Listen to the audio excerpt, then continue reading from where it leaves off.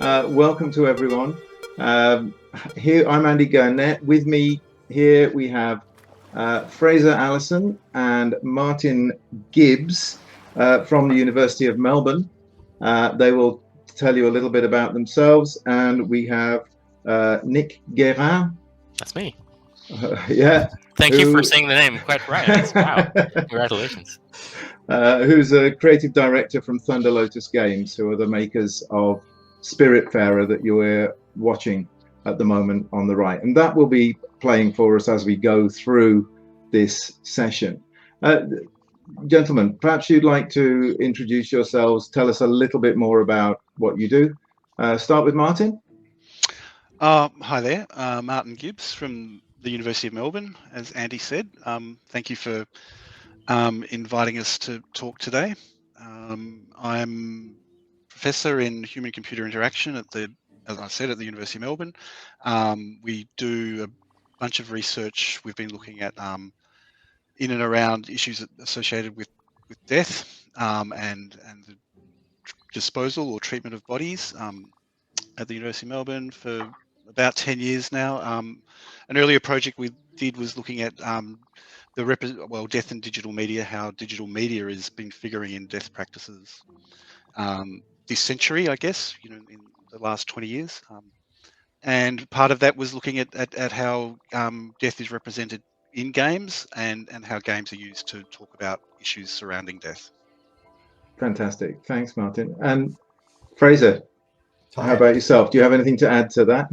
Oh yeah, just a little bit. So I'm Fraser Allison. I'm a postdoctoral researcher also at the University of Melbourne. I work with Martin, and yeah, I've worked on some of those projects that Martin has just talked about. Essentially, sort of some things to do with video game design research, some things to do with death and cemeteries in particular. Yeah. Thank you, Fraser. And Nick, how about yourself?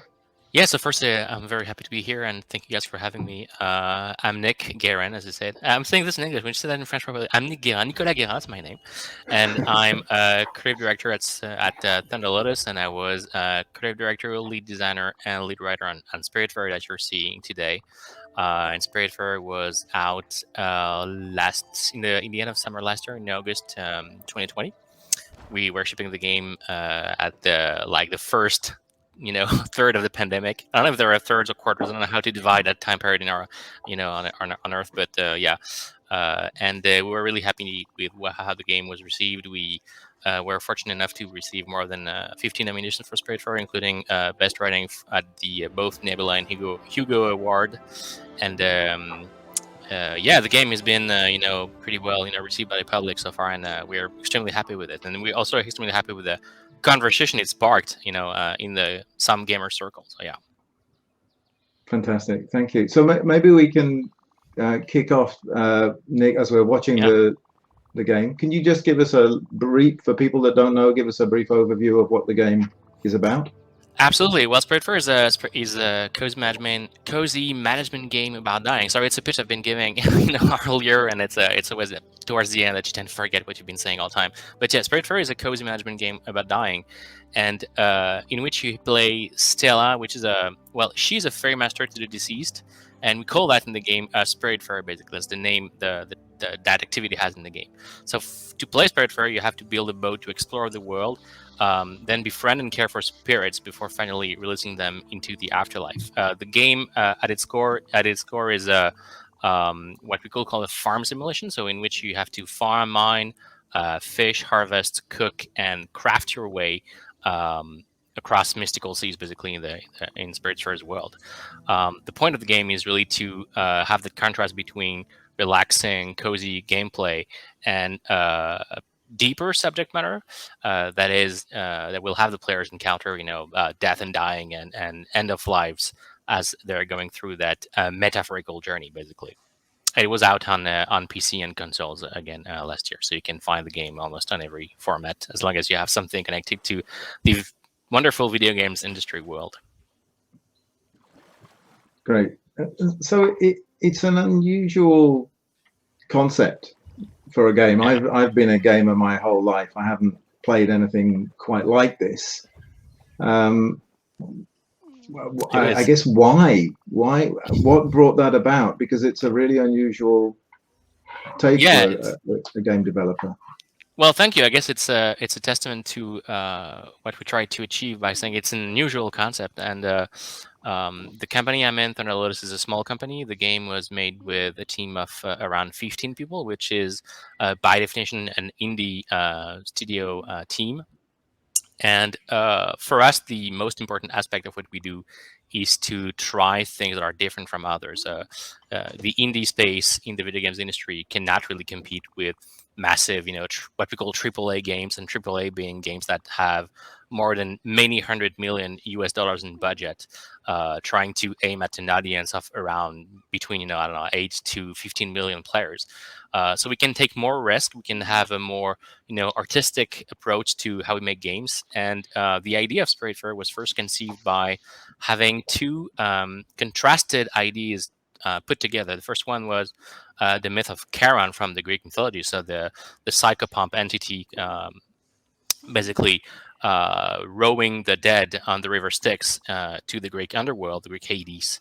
And on the other side, we were heavily inspired by Studio Ghibli's Hayao Miyazaki's movies, so Spirited Away, My Neighbor Totoro. So Japanese awesome animated movies, and we always do, and we will only do 2D hand-drawn animated games. So the that type of visual, work and masterpieces was really inspirational to us. So just the two contrasty worlds of the coziness, the beautifulness, the poetry of Miyazaki's movies, in contrast to the more darker, a bit more, grimmer, specifically in the video games industry, take on the Karen's myth was for us something interesting to work with, and that became Spiritfarers afterward. We also had other type of inspiration for us, and it's a bit more of a video games internal talk, but games like Stardew Valley or Harvest Moon, games in which you have to basically you have a farm and you have to make that farm evolve toward a bigger farm, and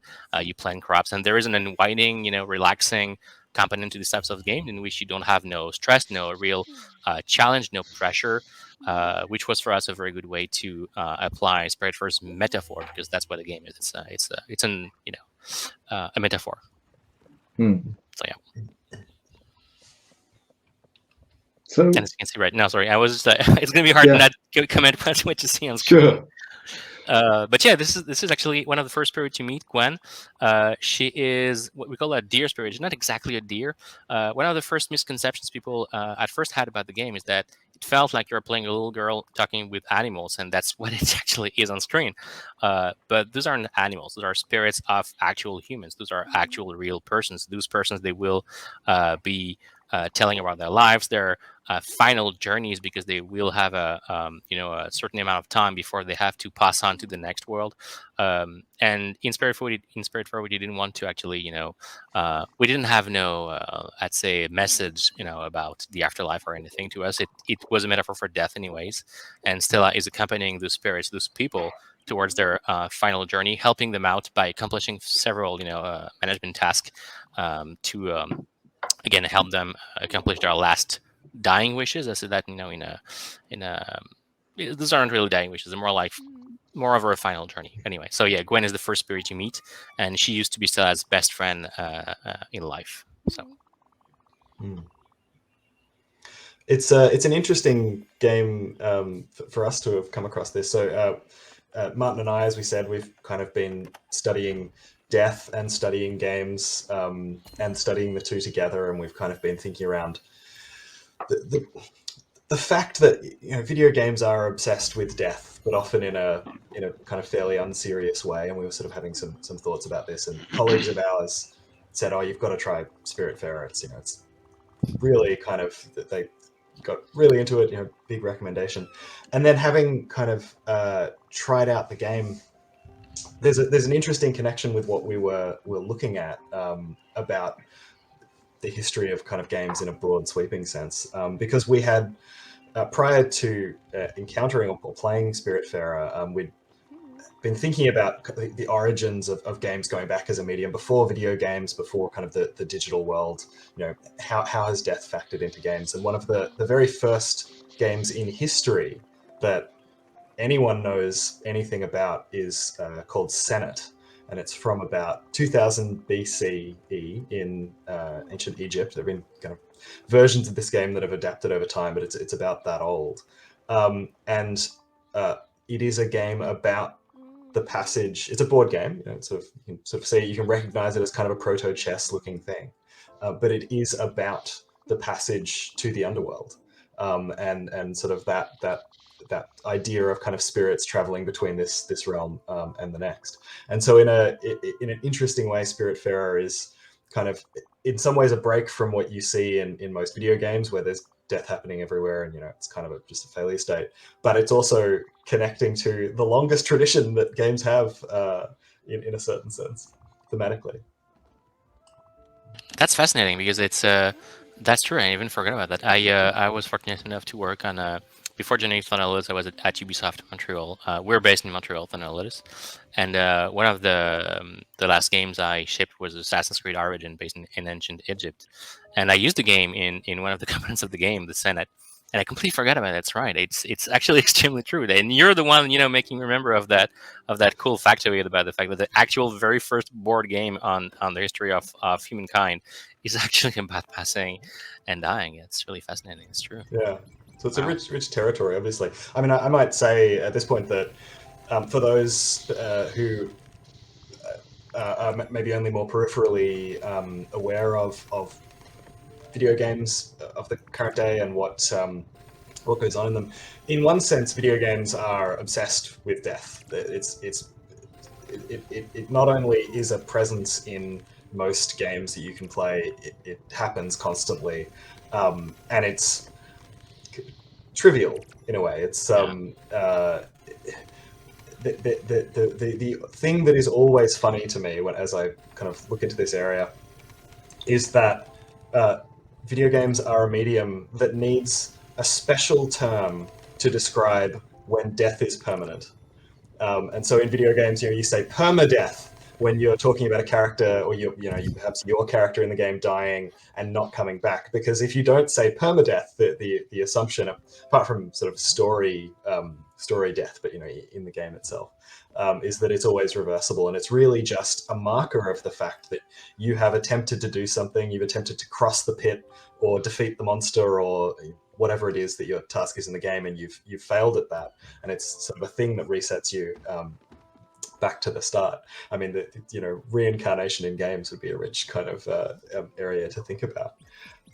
And so it's striking when a game engages with what death actually means, in any sense, really. I mean, whether that's about you thinking about your own death, the death of kind of a character or a person you identify with, or dealing with death. I mean, much like action movies, even when death is another character, kind of it's a very lightweight thing.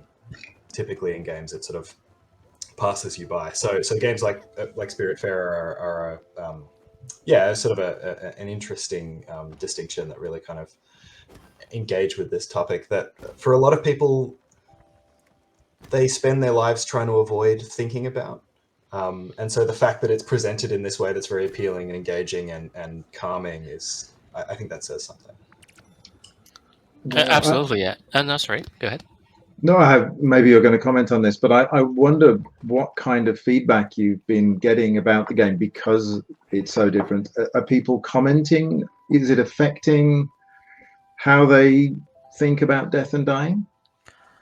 Yeah, absolutely. It's well, to circle back to what Fraser said. It's on the first topic of actually how death is generally treated in the video games landscape. I'm sorry if I say industry, because as an insider, that's what we used to say. But video games, as a medium in general, treat death as just an obstacle and a challenge to basically inflict on others to overcome a very specific set of game design challenge. So it's perfectly true to say that. Well, actually, I know for me, again, I was coming from an Assassin's Creed background in a game in which you have to stab people in the neck a very high number of times to go forward in the game's progression.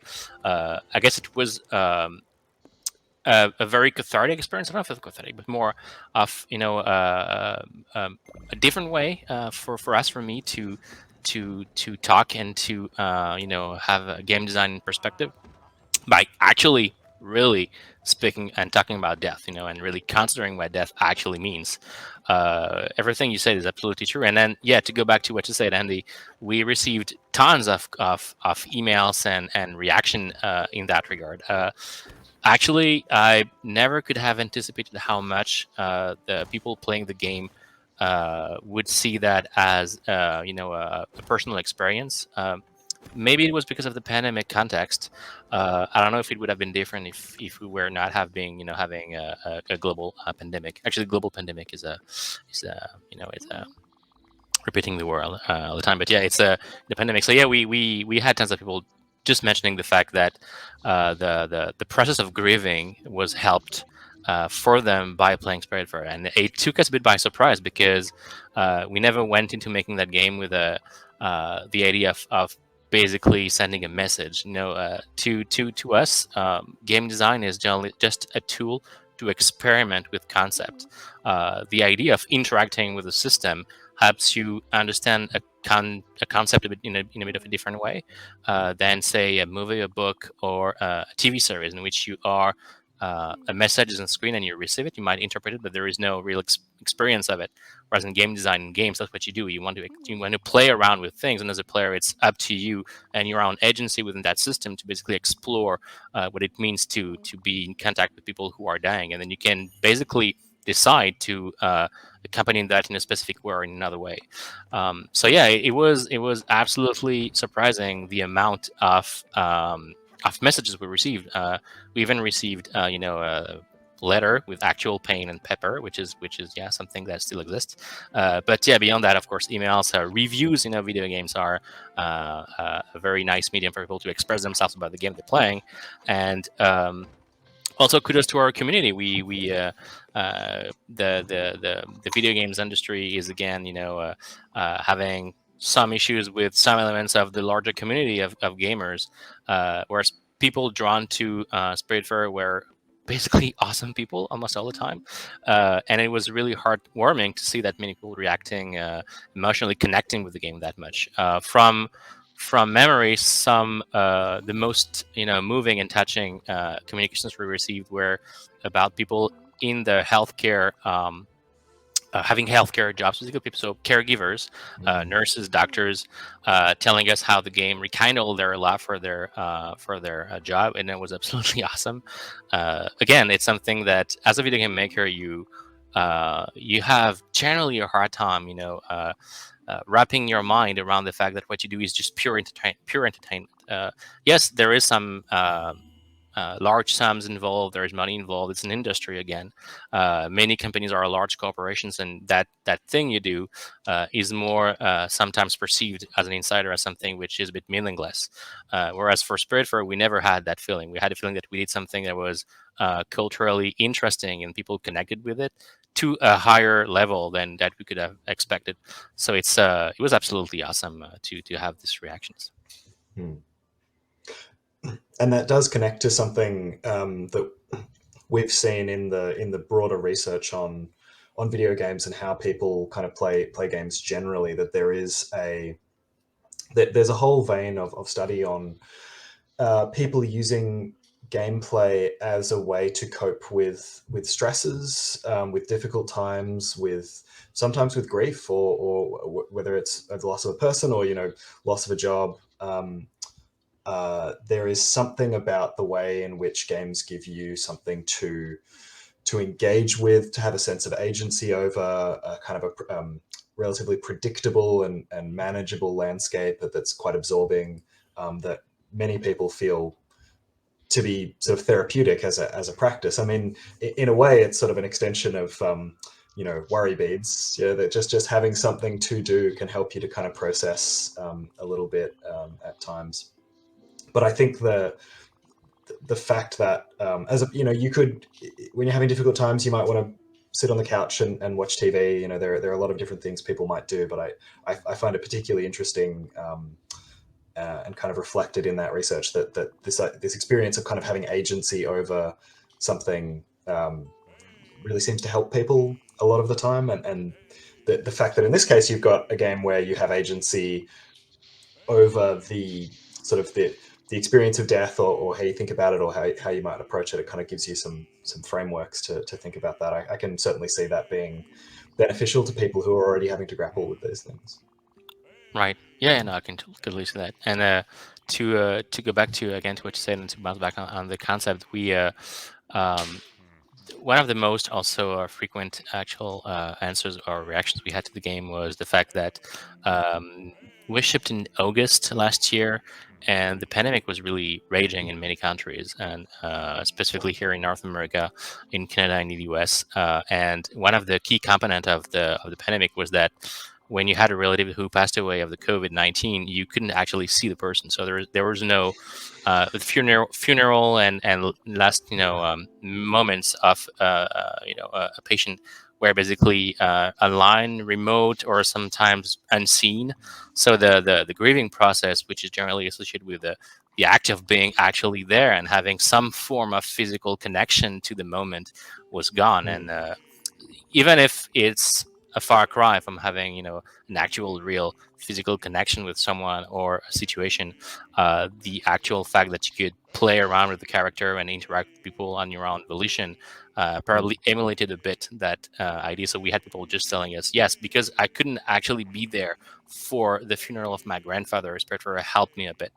That being said, Spiritfarer doesn't really show an actual body, never. We go into the poetry of having a spirit being lifted towards what we call the Evador, which is just a gate, it's a threshold of passage towards another world or another something, because we don't take at all position on anything, but we don't really to Martin's more specialty of disposing of body and of bodies, and the idea of actually having a remnant of inert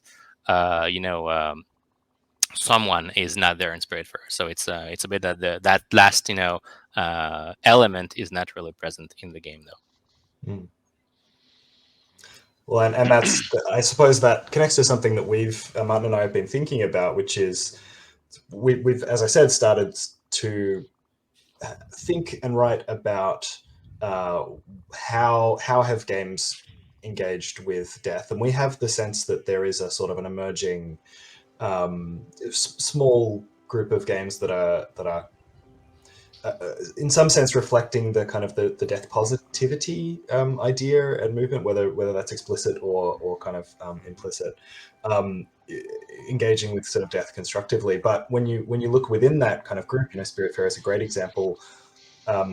What they engage with can be quite different, and so one of the distinctions that we've started to draw is between games that sort of constructively engage with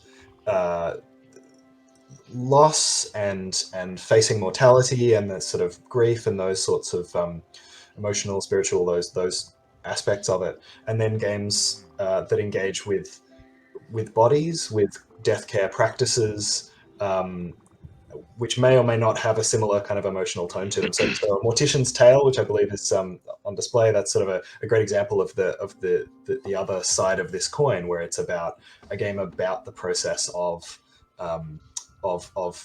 taking care of dead bodies, what should be done with them. It's a very kind of, in one sense, it's a very pragmatic and non-metaphorical game, although it's a metaphor in the sense that it's a story, but it's teaching you very kind of logistical things that you will have to think about when facing sort of someone's death and how it should be managed. So there's a connection there, but in a sense there's a distinction too. So yeah, we're still kind of sort of thinking about what it all means and what it reflects in the culture that these things are starting to bubble up. Yeah, I didn't quite catch your first category there, Fraser, but I think we have three categories, right? Yeah. Sorry, everyone, we're still working through some of these ideas. There was games like Mortician's Tale, which are sort of focusing on the industry, perhaps, and some of the pragmatic issues around death and death care. There's also, you didn't quite frame it this way, but I think there's games about mortality, which might be Spiritfarer. So they're games about the journey of the soul and thinking about, what is this thing that is death, and how you know, and how do we relate to it? And I think there's the third set of games, which is games about grief or management of grief or dealing with grief. And a classic game there is that Dragon Cancer, which is a game about losing a child to cancer. If you can have a game about such a topic, such a sort of grim topic, that it's a very much a game about engagement with grief. The developers themselves went through that process and used the game as a way of, I think, dealing with that situation.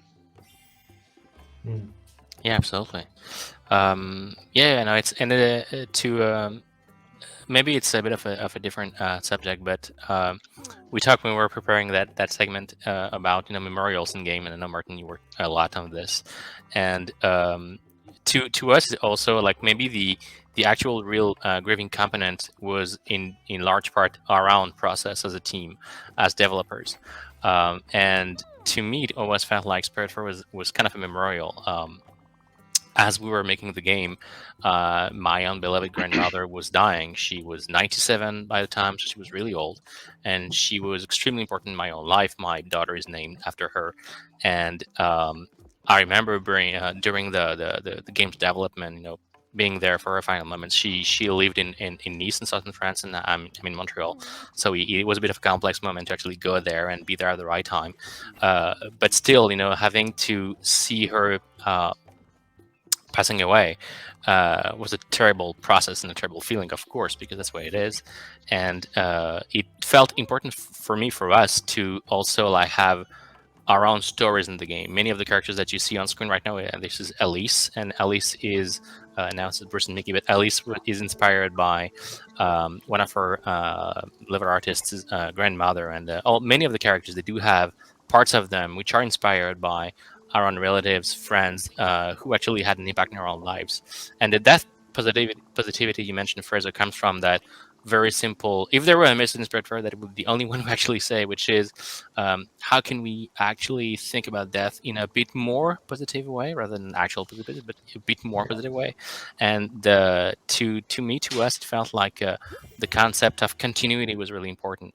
Probably inspired by the Day of the Dead in Mexico, the concept of having cultures that basically think more about what the dead people had as an impact on the living rather than the loss, so focusing on what's left rather than what's gone was really important as a process. And in that regard, Spiritfarer was really important. And for us as a team, the final credits first mentioned the people who inspired us. So the first, 20 lines of the credits are, an epitaph for people. We mentioned the names of people who lived and died, inspiring us to create the game's characters. And within the game, there is an island, and we haven't talked about that ever.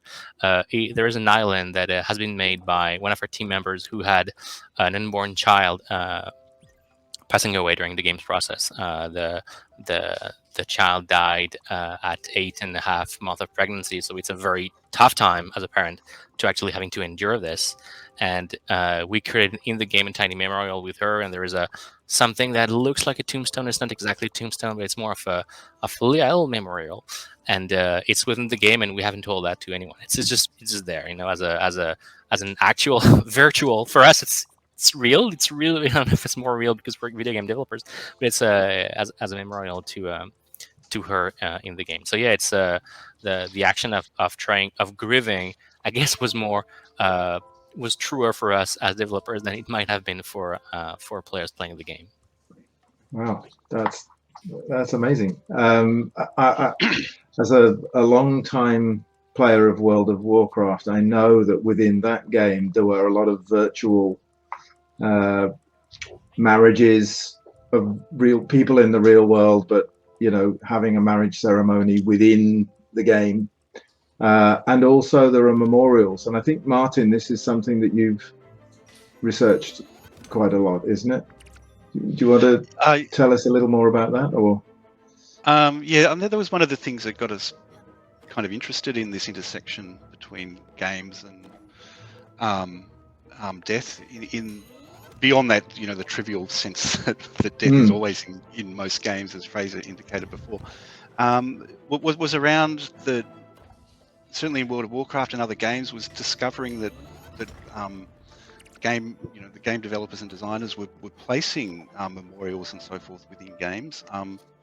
And at first, to me, this seemed surprising, but of course, it's not surprising at all, because we're not surprised by a dedication in a book, so we shouldn't be surprised to find that Spiritfarer has been dedicated to, departed loved ones and so forth. So we got very interested in that. We're also very interested in as you mentioned, people having weddings in multiplayer games, but they also, of course, have funerals in multiplayer games as well.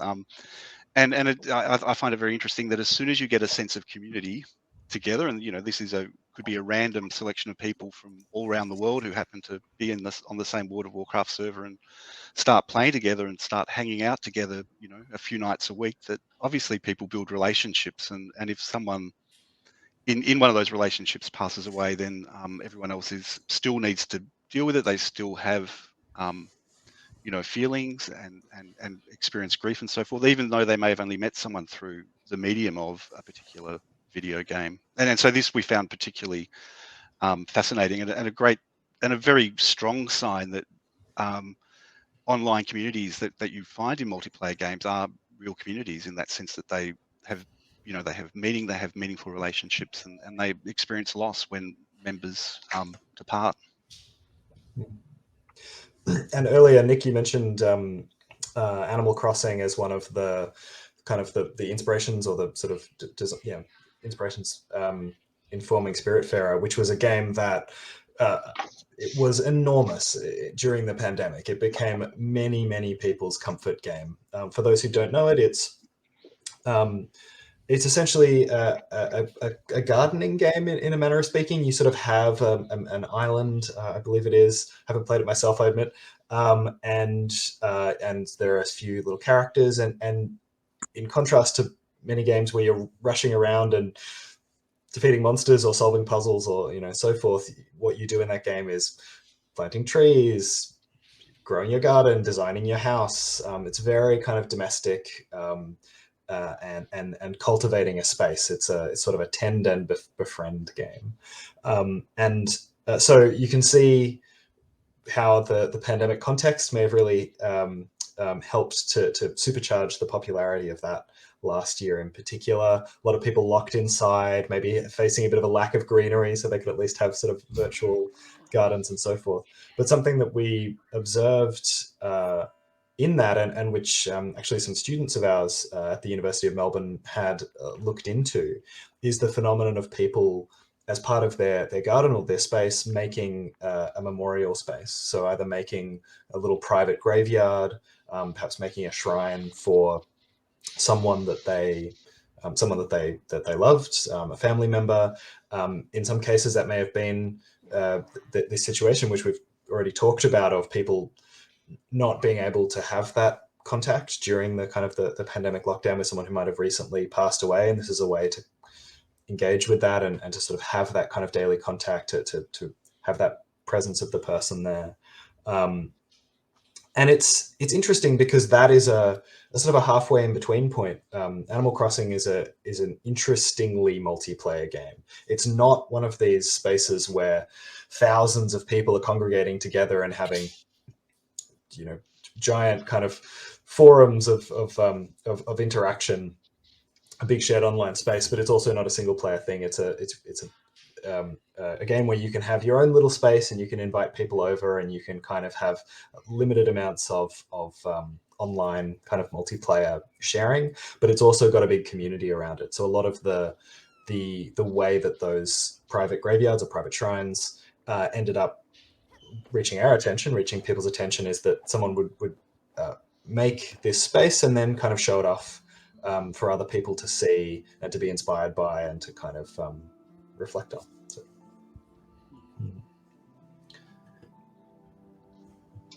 So I was, and maybe you will be able to give me some more insight into this. I was reading about a game called Unwind.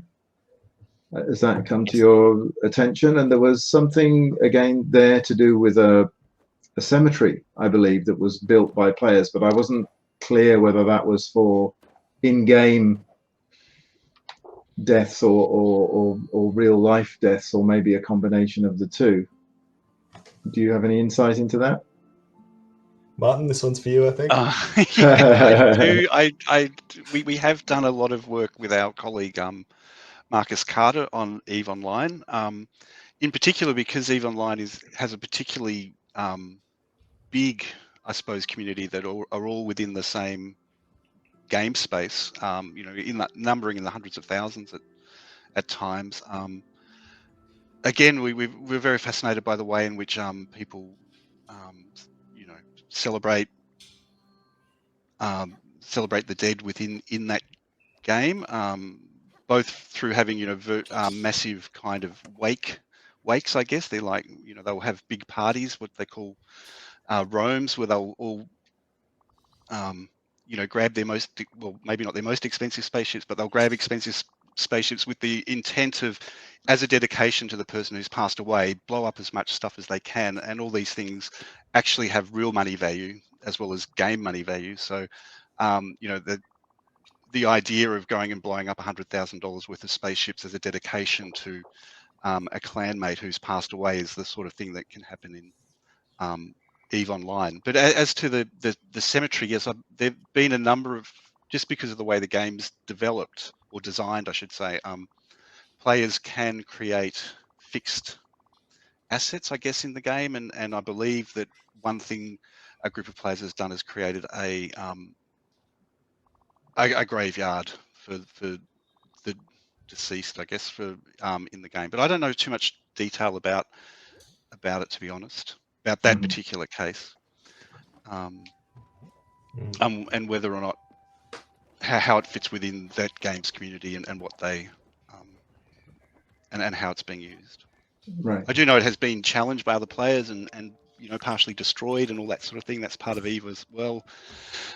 One group of players will make a monument and another group of players will come along and destroy it, and that's not necessarily seen as a bad thing by either party as well. It's sort of trying to integrate you know, these kind of memorial practices into the gameplay and have it be meaningful within that context. Well, and one of the interesting things about EVE Online is that it is a relatively unregulated, unmoderated space. Not completely, but relative to many other online games, the designers, the management of EVE Online almost pride themselves on the fact that, you know, if as Martin said, things in that game can be worth a certain amount of real money, and if you get scammed out of something in the game, there's no recourse. You know, most things are on the table, and that's sort of part of the appeal. That's what attracts a lot of people to this game. It's a relatively kind of Wild West space, which is interesting from a game design perspective. There's a lot to be said there about you know, risk and agency and all these things when you're just talking about games. But when you're talking about funeral spaces, it gets quite interesting, because generally funeral spaces, cemetery spaces, are some of the most sensitive spaces in all of culture to being messed with. You know, we usually have a very low tolerance for that kind of thing. So the intersection between a culture that's very, I guess, libertarian, you know, it's very sort of everything is permissible, and the sensitivities around that, it raises, I guess, questions that the community has to sort out for themselves. You know, have to kind of have these arguments, and address questions like, how much does this matter? Is the fact that this is a memorial in a game, does that inherently mean that it's less serious, it's or it's sort of more fair game than a kind of a physical thing, or a, you know, a piece of art? So yeah, no clear answers.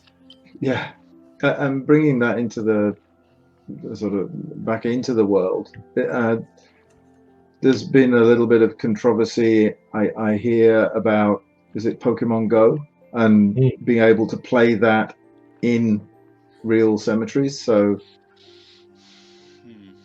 yeah, I think so. Go I was ahead, just going to say, Martin. because I'll say one, just because Pokemon Go was was very much based around kind of landmarks. Where you went to the little object, and then the landmark might just be a plaque on a wall or a small decorative thing in a park or even a playground, that kind of thing. Anyway, sorry to interrupt. Just to say, for anybody that might not know, yes, it's a game that you play on your mobile phone that sort of interacts with the environment, the real world environment where you are, and you can see things on your phone that connect. It's what we call an augmented reality game, in which you have to you basically scan, or you take a look at the environment through your phone. So you're basically filming the round around you, and then on top of that, the game adds virtual assets to make as if your phone was actually looking at something that is not there, and you can only see through your phone. To give a bit more context. So go ahead, Martin. Sorry. Oh yes, right. And then there are locations in the game that are tied to physical locations, and those tie-in points are often around these kind of objects out in the world, like a playground, a sculpture, a plaque on a wall, that kind of thing.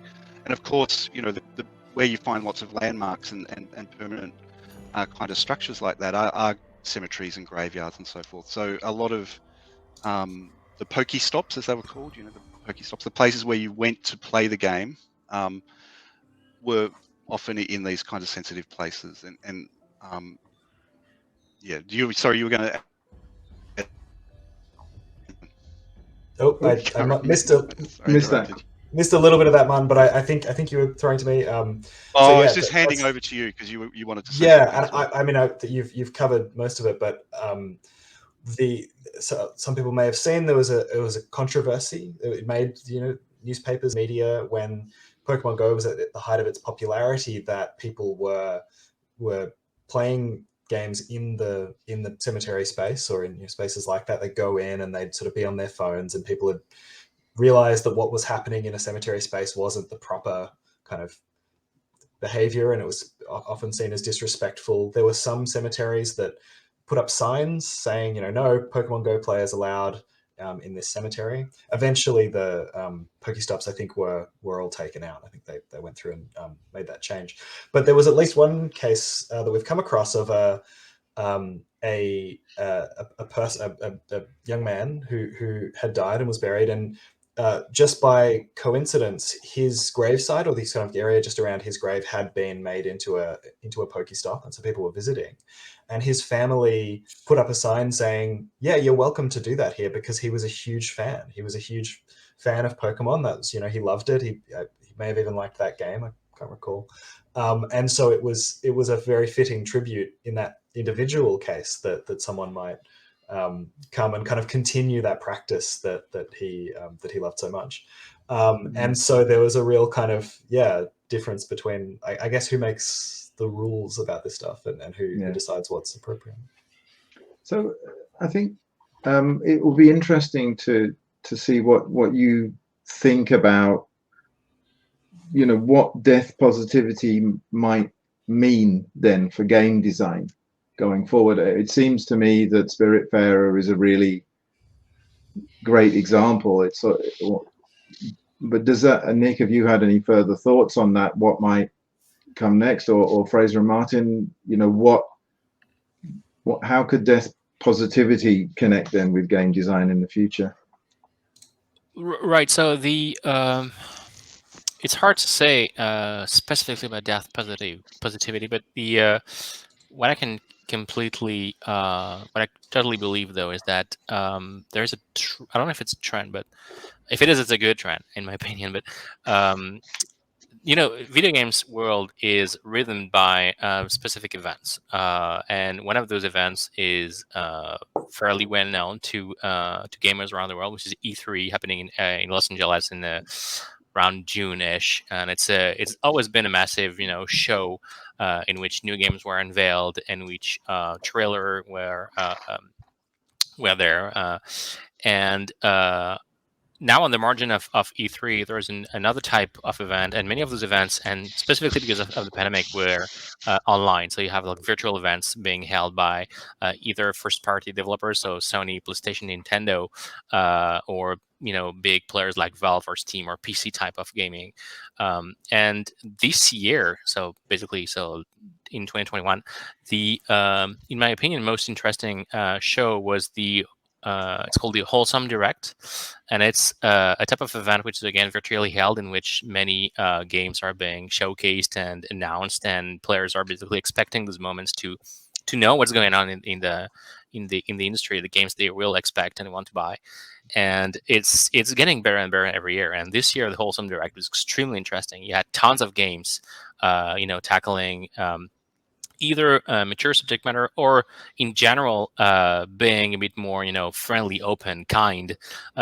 Fraser mentioned Animal Crossing this year, but last year being a huge success. It's always been there, but it's the first year in which Animal Crossing skyrocketed and basically quadrupled its player base. And I think there is a trend, I hope so, in the video games industry. Maybe it's because I don't know if it's a trend specifically, maybe it's just like the demographics of games is changing, is more looking like the actual humans on Earth, or at the very least people in developed countries, because so far there's still an underrepresentation of continents in video games players.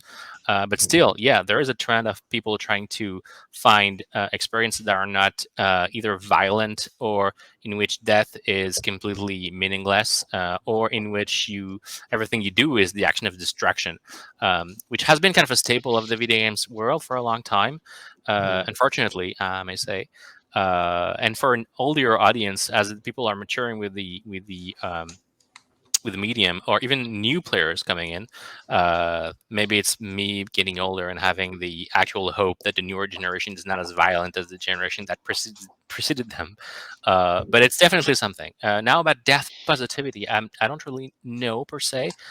Maybe it is. It's a bit hard to pinpoint specifically. I'm not as specialist as Fraser or Martin in the whole, academical understanding of what the games as an industry does. But I'd say that the current of wholesome games picking up pace might overlap with the concept of considering death and dying in video games a bit differently. And that's all I can actually observe from my own position.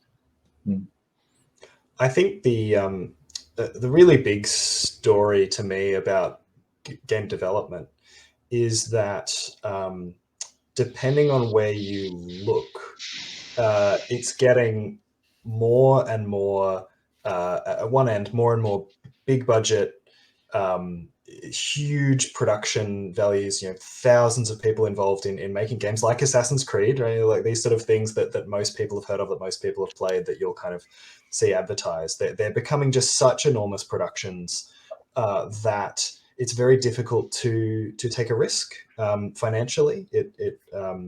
There's so much riding on it that kind of the tried and true formulas are hard to depart from. And this is a similar story we hear about from Hollywood movies and all of that.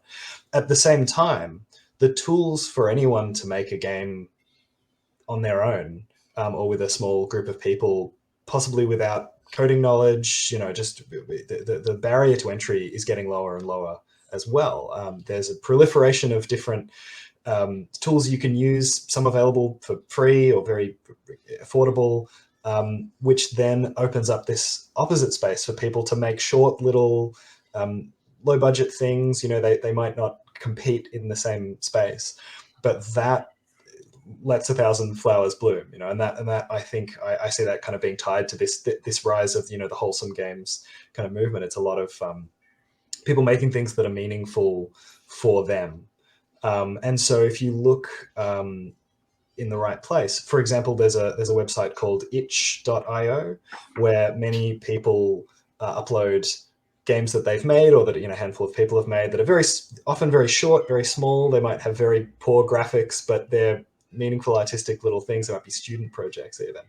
And that has thousands and thousands of things that aren't bound by that same kind of risk aversion, or that need to return the revenue. And I think that's the kind of creatively, artistically interesting space from which things can sometimes bubble up and then make a larger impact. But the big trends of what is big in games are hard to dislodge. I mean, they're popular for a reason, I suppose. And yeah, it's a big topic, but I think that's where the sort of the most interesting, quirky, unusual, challenging things often arise in that smaller space. Yeah, absolutely agree with everything you said. I would add to it, to go back to the topic at hand about death and positivity. It's hard to say all in death positivity. It's yeah, it's there are two things to add to what you said, Fraser. To me, in my opinion, are the fact that absolutely the tools to create games are the level of entry is really low now, but we have more and more people ready to invest into more. I guess your son or is considered. It's fun. So more and more people are ready to invest. Oh, there you go. Are ready to invest in more, culturally interesting experience. And it's also the video game makers themselves feel like they can express themselves more and think about all the problems, or actually the components of what games mean to from a game design perspective, change, and they think more about what it actually all means and what the actual interactive experience can mean in a different format or in a simpler way. But basically, you have tons of people like me coming from the AAA business that have been there for many decades, and then thinking, I've thought about games, and I want to consider games a bit differently, and now I can do it. And not only I can do it, people are ready to listen to that and be interested from a market perspective, and even from more of a back end, investment and publishers and funding. It's even more. People are ready to hear those pitches and don't basically stray away from investing in games like this. So yeah, it's really the I'd say the wheel is turning, and it's really good to see this. It's really interesting. It's an really enticing moment to see how the games landscape is evolving, basically. Martin, do you have any thoughts on sort of how death positivity becoming more a part of video games? I missed probably the last 5 minutes of the fantastic observations I'm sure Nick and Fraser made, so I'm not quite sure I can add anything at the moment, other than seeing a little person run around in the back, Yeah, in the background there. But I think in general, I'm very positive about the idea of death positive games. The games are certainly a medium where ideas can be explored, experiences may be explored, ideas explored. As I think both Fraser and Nick said earlier, the interactive elements of games bring something extra that that we don't get perhaps with other mediums such as film, book, and so forth, in that one can make decisions and be part of what's happening, part of the action, as well as kind of observing the action. I think a lot of death positive games are